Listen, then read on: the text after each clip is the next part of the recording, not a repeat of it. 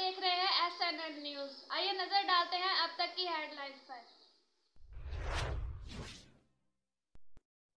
आवाज़ और तस्वीर की दुनिया में SNN न्यूज़ के साथ मैं हूं शाहिद अजीज चिश्ती।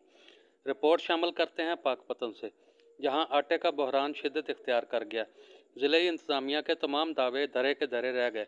मुख्तलिफ महलों में दुकानों पर आटा नायाब हो गया।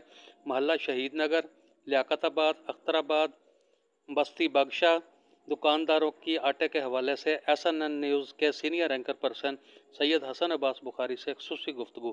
आइए देखते हैं ये खसूसी रिपोर्ट।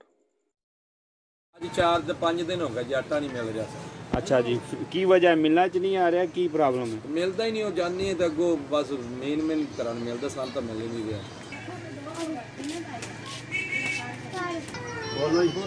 हाँ जी, आटा मिल रहा ਨਹੀਂ ਮਿਲ ਰਿਹਾ ਜੀ, 4 ਦਿਨ ਹੋ ਗਏ ਮਿੱਲਾਂ ਬੰਦ ਨੇ। ਗਰੀਬ ਮਹੱਲਾ ਹੈ ਜੀ, 2-2 ਕਿਲੋ ਲਿਜਾਣ ਵਾਲੇ ਨੇ ਤੇ ਆਟਾ ਕਿਸੇ ਨੂੰ ਵੀ ਨਹੀਂ ਦੇ ਰਹੇ ਜੀ।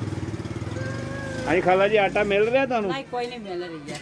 आटा नहीं मिल रहा? किन्ने दिनों तो जी? 4-5 दिन हुए खड़े हैं। आटा क्यों नहीं मिल रहा? आटा किन्ने दिनों तो नहीं मिल रहा थानू? आटा जी तकरीबन 7-8 दिन हो गए ने मिलें बंद है, जिसकी वजह तो हर बंदा गरीब जो तंग है आटे की वजह बहुत ज्यादा।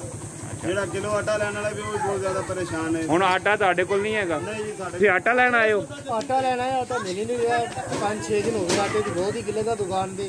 ਅੱਛਾ ਜੀ। ਦੁਕਾਨ ਵਾਲੇ ਵਿਚਾਰੇ ਕੀ ਕਰਨੇ, ਉਹਨਾਂ ਨੂੰ ਮਿਲਣ ਚ ਨਹੀਂ ਮਿਲਦਾ। ਬੱਲੇ ਹਾਲੇ ਜਿਹੜੇ ਹਮਸਾਏ ਉਹਨਾਂ ਦਾ ਦੁਕਾਨਦਾਰ ਦੇ ਵਿਚਾਰੇ